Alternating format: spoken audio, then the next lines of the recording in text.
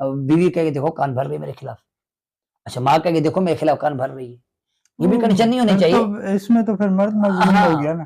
دیکھو نا، مرد ہونا چاہیے نا، مرد جو مرد ہوگا نا اس کو کبھی بیوی نہیں بول سکتی کہ تیری ماں تیرے کان بھر رہی ہے، وہ مرد ہوگا۔ میں نہیں کہتا مار دھاڑ کرے یا وہ کرے، نہیں، عقل مندی بہت بڑی نعمت ہے خدا کی۔ عقل مندی سے انسان یہ اپنا مائنڈ خود بنائے کہ مجھے ان والدین کو کیسے سنبھال کر چلنا ہے، کہ گھر بھی بچ جائے، والدین بھی بچ جائیں، اولڈ ہاؤس کی ضرورت انشاءاللہ نہیں پڑے گی، خدمت کرے نا ان کی، بیوی سے بھی خدمت کرے، خود بھی خدمت کرے، اور اپنی اولاد کو بھی خدمت کا درس دے۔